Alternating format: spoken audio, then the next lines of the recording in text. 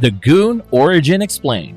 The Goon is an iconic comic full of zombies, crime, and subtle humor written and drawn by Eric Powell. It was first published as a series in 1998. However, its prototype first appeared in Bestsellers #1 back in 1995. It was called Monster Boy at that time, but changing it to The Goon was probably a good decision. It debuted as a series in Avatar Illustrated as a one-page cameo appearance of The Goon. Avatar Press went on to publish 3 issues of the comic, but Powell did not like the quality of it, so he waited out his contract period and switched over to self-publishing with Albatross Exploding Funny Books in 2002. The comic was phenomenal, which caught Dark Horse Comics' attention.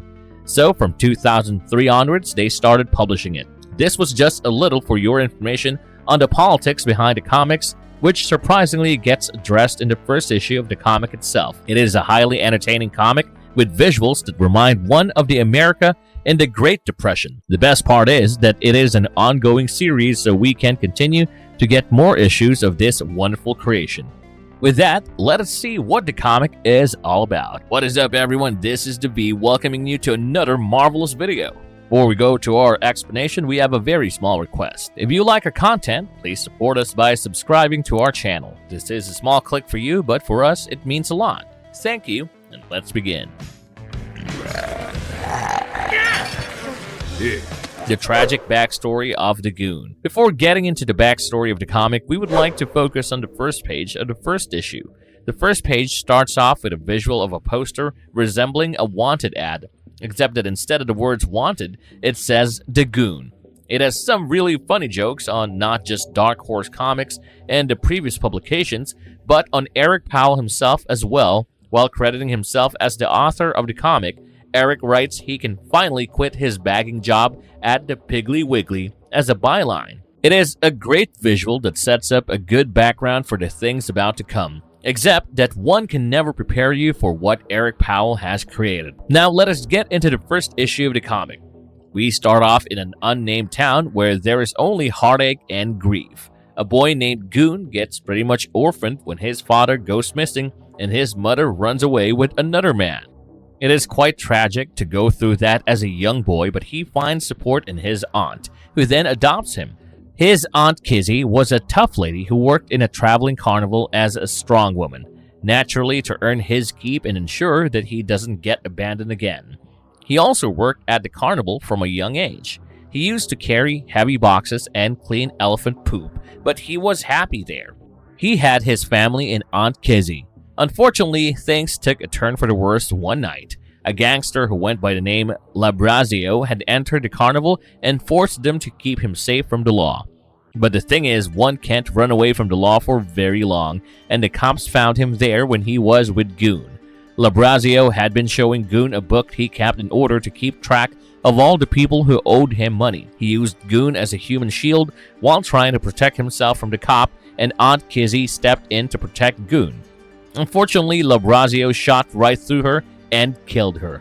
Loveable showed no remorse for his actions and said that it was her fault for coming in the way instead. This made something snap inside Goon. He grabbed a rock, smashed Loveable's head in, took the book he used as a record of debts, and burnt the bodies. He then turned to the life of the streets as Loveable's collector without ever telling people that Loveable was already dead. Meanwhile, that very night, another tragedy took place on the other side of the town. A man named Hostess Grave returned home to his pregnant wife after selling their cow for $10. With kids on the way, he needed a way to generate income to support his family. A preacher had stopped Hostess on his way back home and offered him a job. The job, however, was quite a sinful one. He had been asked to dig up bodies from the grave. As a general rule of thumb, don't disturb the dead, let them rest in peace like they are meant to be. That was exactly what his wife, Mary, echoed. Hostess, however, decided that this was the right decision for his family and went ahead with the job. Like we said, rule of thumb, so unsurprisingly, it didn't go well for his family. Mary fell extremely sick and died after giving birth to 2 deformed children, while Hostess contracted some kind of leprosy. Years went by and things just kept getting worse in this unnamed town. Hostess Grave and his 2 deformed boys stalked the graveyards at night, to supply dead bodies to the priest who was creating an army of the undead, while Goon tried to stop their grave robbing, at least till the time they reached Lonely Street, which was where the zombie army resided. The interesting thing is that we don't see the faces of the Grave Twins. They wear sacks with slashes over their heads to stop others from seeing their faces. Now, due to Goon's constant surveillance, it was really difficult for Grave to go and find bodies to appease his master, since Goon never let them get beyond 3 blocks of Lonely Street. Unsurprisingly, the priest was not happy with the quality of the corpses Hostess and his boys were delivering. This obviously puts more pressure on Hostess to provide for his family, so he decides to take revenge on Goon. He made his boys stomp on Goon's car while he got ready to shoot him the moment Goon came out. But it wouldn't be a story if things went that great for the bad guys. The gun backfired and Hostess and the boys ran for their lives, right into an ongoing train. Goon and his sidekick Frankie managed to catch up with him and get onto the train. Just then the train changed its course and went into a deserted forest area. Here they got caught by a cannibalistic tribe, or hobos as Hostess calls them, and they wanted to roast them up for dinner. Thanks to his deformed kids who spoke the hobo language, Hostess and his kids managed to free themselves from becoming the tribe's dinner. Goon eventually manages to free himself from the bind the tribe members put him in and beats them up. While the fight was taking place, Hostess went and robbed some more graves of their bodies. Unfortunately for them, Goon and Frankie had not only freed themselves, but they had also caught up with Hostess as well. Goon then blew up the truck full of bodies Hostess was carrying, leaving them with a broken vehicle and black faces. The issue ends with an orangutan appearing next to Goon and Frankie and promptly bursting into flames. This panel was obviously for purely comical reasons, and it gave us a good laugh after an unpredictable and heavy issue. Next, we see the Goon in the clutches of the diabolical Dr. Alloy, who is a genius gone mad. We kick it off at a maximum security prison in Cades Island, where a man who looks like Simpson is asking for parole. Turns out he tried to pour a mutation agent into the city's water supply to turn them into amphibians. The reason for this was actually quite practical. He claimed that the housing and food problems of the people would become negligible if they were amphibians, as they would just live in the water and eat other sea animals. Unfortunately for the prosecutor, the prisoner was making logical and practical arguments, while the prosecutor was resorting to calling him a freak and a loony gun. With that, Dr. Alloy, our logical but bizarre in his approach doctor, was granted parole. It was not at all a result of wit, however, it very much had something to do with the baskets of truffles and chardonnay that the panel had received from him. Dr. Alloy returns home to his mechanical butler Randolph and a giant creature named Bruno. He then goes out on a walk with Randolph, cursing the townspeople for being pathetic and stupid for not supporting his initiatives that would make their lives better. While we understand his sentiments, we are also quite protective about our human bodies. Anyway, while on his walk, he reads a newspaper headline that suggests that Goon is the new head of the Labrazio crime family. Something about that headline makes things click in his brain, and he rushes to go back home. Meanwhile, Goon protects an old lady from getting eaten by a slimy green monster while she was out trying to shop for some cheaper cream corn. Honestly, lady, do what the man says and do your shopping at a decent hour, instead of trying to play hooky with death against the monster. Goon, however, beats up the monster and decides to go play cards. In the next couple of panels, we get a deeper insight into Goon's life. On a regular day, he plays cards with his friends, which includes a giant talking spider, drinks at the bar, beats up zombies, and protects the people of his town. On other occasions, he likes to stop the advances that Marina, a singer at the bar, makes at him. It is not surprising that the reason for his reluctance and refusal is his deep insecurity about his looks. Now, we wouldn't say that Goon is a particularly bad-looking dude, rather he is what one would call rough around the edges. The story continues and someone comes to inform Goon that there is a guy with a robot who wants to talk to him. Lo and behold, it is our recently out on parole Dr. Alloy on a hoverboard. He calls Goon a criminal overlord and tells him that his reign of terror has now come to an end. Pretty ironic coming from a guy who tried to turn an entire town into frogs. He then uses his giant robot Bruno to beat up Goon. When the old lady Goon saved shows up, she really decides to give him a piece of his mind and goes off on him for being one of the rich folks who have their cops and G-men to keep them safe, but all the poor folks of the town only have Goon to keep them safe on these brutal town streets. He's rather disheartened to have been mistaken and misunderstood once again, so she tells him a way to serve the people better. She tells him, "You want to solve a problem? How about an affordable can of cream corn?" That seems to have the desired effect, and the issue ends with an ad for Dr. Hieronymus Alloy's old-fashioned, genetically enhanced glow-in-the-dark cream corn, which sells at the low price of 5 cents, unlike the 35-cent cream corn, which the old lady could not afford. The next issue decides to break out of the regular comic format. It starts with images of an actual boy who decides to run away from his house.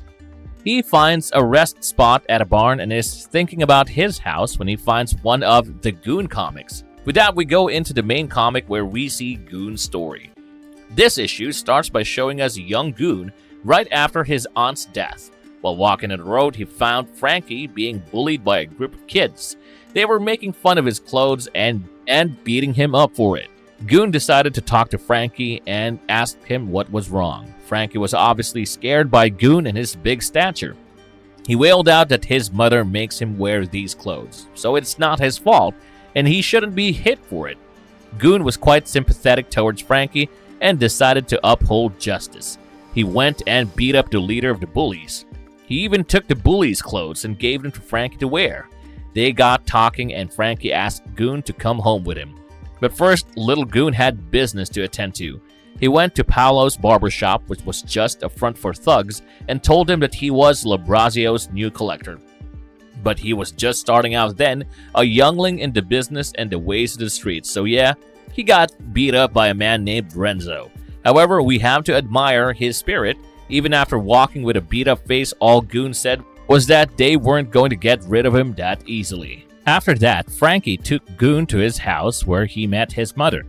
Frankie's mother is a piece of work, we must say. She is characterized like a typical overbearing, sophisticated lady who believes in making her children wear proper suit jackets. Needless to say, she called Goon a hoodlum. Later in Frankie's room, Goon tells Frankie all about his aunt, how he murdered Labrazio and his plans to act as the new collector over a glass of milk and cookies. In fact, they discuss his next plan of action as well. Goon's plan was to burn the barber shop down. Frankie said the logical thing, if they catch you, they'll kill you. But that's a wasted line on a young boy who has lost everything and had his entire life turned upside down in just one night. In the next panels, Frankie and Goon go to Lonely Street to get ice cream. Yes, this is the same zombie-infested Lonely Street, but it hasn't transformed into that yet. As of now, it is just a pretty street where you get the best ice cream. Here, Goon crosses paths with a priest, who is walking with a zombie-looking man. He decided to throw a rock at the priest's head just because they didn't like their look, and boy, isn't that such an iconic move. They were on their way back home after getting ice cream when they were attacked by a zombie. Frankie got super scared and just kept chanting, "Don't let it get me," while Goon took a pipe in his hand and killed it. With that win in his bag, he decided to go and burn the barbershop to make sure nobody thought less of him anymore. But Renzo was at the barbershop, so they ran and hid in a cellar. Unfortunately, Renzo caught up and came down the cellar door. He heard the rattling of a door and assumed that the boys would be behind the door. Surprise, surprise, out came a herd of zombies. They tore Renzo apart right in front of Frankie and Goon, who were hiding behind 2 wooden barrels. Somehow, Goon had a gun with him, which he used to kill the zombies, but that wasn't enough. There were too many of them, and they didn't exactly stay dead with the bullets in them. Goon was being swarmed by zombies, while Frankie was crying in the corner because one of the zombies was in front of him. Goon told Frankie to kill the zombie, which he did, albeit with his eyes closed. It was at that moment that awoke something inside Frankie. He suddenly became confident and fearless. He then helped Goon by going on a zombie killing spree. After this, they decided to make use of the dead Renzo. Goon put up Renzo's mold body on display in front of the town with a note that said, "Don't make my boy have to ask twice." He made it seem like it was written by Labrazio himself, and it worked. People started respecting him and making sure that the money was given back on time. Frankie, too, had gotten a chunk of personality after his first kill. He no longer behaved like a crybaby and even got revenge on his bullies. The issue ends with the little boy from the start of the comic deciding to not go home anymore, gets a face tattoo, and find women. Now let's talk about his powers and abilities. Goon doesn't have any specific powers and abilities except punching people, being unnaturally jacked with superhuman levels of strength, and being able to fight zombies and kill them like mosquitoes. Main characters and creatures. The main characters of the comic are Goon and Frankie. Goon is the titular character and was an orphan who was brought up by his aunt Kizzy, a strong woman, at a carnival. The Goon is a big dude that often wears the hat he took off Labrazio after he killed him. His attire is usually green slacks and a white shirt, or sometimes even black. He fought a triad leader who had the power to employ evil magic to transform himself into a dragon, which resulted in horrifying scarring on the left side of his face, as seen in the graphic novel The Goon, Chinatown. The blue-eyed man is blind in the left eye due to the scarring on the left side of his face. His short brown hair is virtually always hidden by his recognizable hat. Frankie is a timid youngster who endured bullying on a regular basis. After Goon beat up the bully who had mistreated him, they quickly became buddies. Involving Frankie in his little criminal enterprise, the Goon went out to set fire to the barber shop that had declined to pay money to Labrazio. Zombies attacked him during the attempted arson. Frankie murdered one in self-defense, which he never thought he could, at which point he underwent a personality shift, taking on the pompous, tough guy character of the Goon and becoming his right-hand man. After gaining confidence by killing the zombie, Frankie is often seen sporting a white tank top, a brown fedora on his bald head, and brown slacks with suspenders. Like Little Orphan Annie from the comic strip, Frankie has eyes without pupils.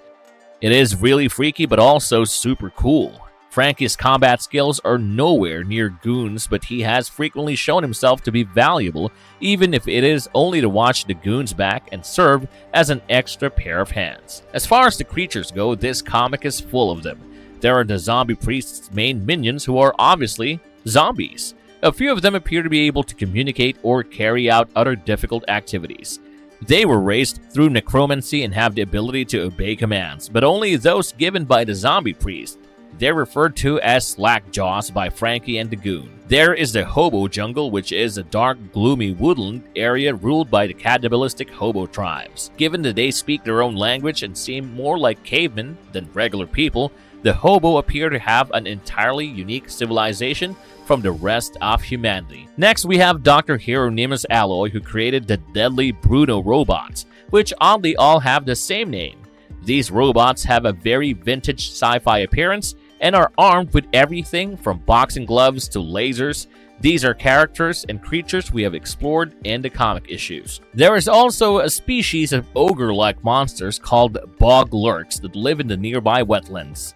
Despite having little IQ, the bog lurks have various job options in the city's criminal underbelly because of their enormous muscle power. Hags are another kind of terrible servants of the zombie priest. They have a very grandmotherly look, which is just to cover up their thirst for blood. However, these monsters do have a soft side, as we see them act as midwives for Mother Corpse's demon offspring. The Decasters are the ghosts of a twisted inbred family that inhabited a dilapidated home outside of the city. The Goon was able to exorcise the invaders using cat's eyeballs strung on cinnamon dental floss, which drove most of the Decasters insane and to death. The skunk ape is a big creature with an awful stench. The smell of pies, especially blueberry, incites the skunk ape to murderous fervor. Meanwhile, massive octopuses that fly on their own personal zeppelins make up the communist airborne mollusk militia. They made the error of joining forces with the zombie priest despite being obviously competent enough to understand French and fly an airplane. When the Goon and Hellboy were last seen, the militia were being thrown into the air. Sticking to the oceanic theme, we have the giant squid, which is another mollusk pest that the Goon had to deal with. They frequently climb up on land and assault automobiles on Crestwood Avenue. Naturally, if there are zombies, there have to be vampires. The vampires shown in the comic are a bunch of snobby, arrogant bloodsuckers who are routinely beaten to a pulp by goons. The vampires skulk in a cemetery, talking about fashion and other vanity projects. They are eventually discovered to be a diluted form of vampires, which is very shameful given their current status. However, the majority of the zombie priest's army is now made up of chug heads rather than zombies. The little dwarven creatures with enormous potato-shaped heads are the offspring of a mother corpse. They have the ability to combine with one another to form a larger, more dangerous creature, unlike zombies.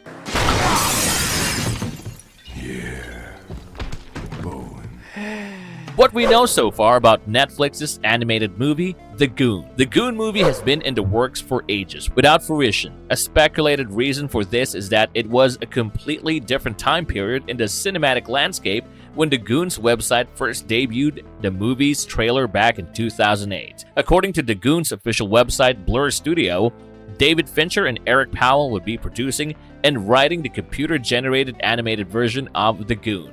However, there was no storyline description or release date provided. On July 20th, 2010, the first trailer for the movie was made public. Powell provided an update on the movie in January 2012, saying, "The Goon is in the exact same position it's been in for the past couple of years, prepping the design and script while searching for funding." In October 2012, Blur Studio and Fincher started a 30-day online fundraising effort in order to generate $400,000 to pay for a story reel for the movie, as they were not getting enough funding. While explaining why the money was needed for the project, the creators had written on the Kickstarter page, "The Goon film has never been in production.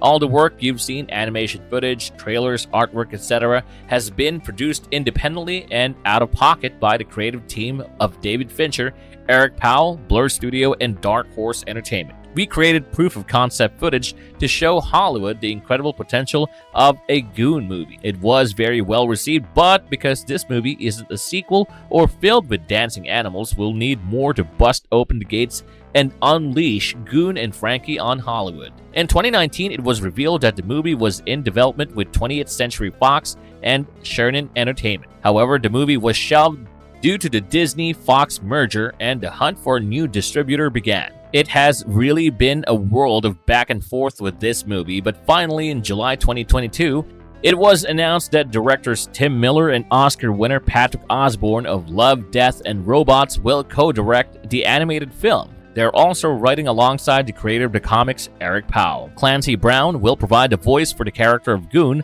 while Paul Giamatti will portray Frankie. Before the film was transferred to Netflix, both were involved in the production for several years. As we mentioned, during the time period when Powell and Fincher were thinking of turning the Goon into a film, the cinematic atmosphere was quite different.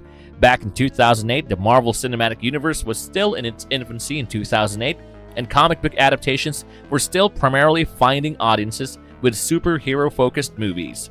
The Goon's premise was stranger, more violent, and cartoonish, which was not ideal given the growing popularity of more conventional storylines and the comic book craze. However, now hit shows like The Umbrella Academy, Resident Alien, and The Walking Dead have broadened audiences' tastes for less conventional comic book adaptations, enabling The Goon to appeal to a larger audience that would accept something more unconventional. There is a lot of excitement about the movie, considering how the fans have been eagerly waiting for the past 14 years.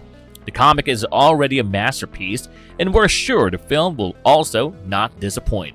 It is bound to be good, especially if you look at all the great minds that have come together for this project. The Goon is a well-written and beautifully illustrated comic with a lot of personality. Each issue has something new to offer, and it makes the reader love the comic even more. Let us know what you think about the comic in the comments section below. And if you like our content, don't forget to leave a like and subscribe to us if you haven't already. Have a good one, and be safe. Thanks, everyone. That's what makes it so funny.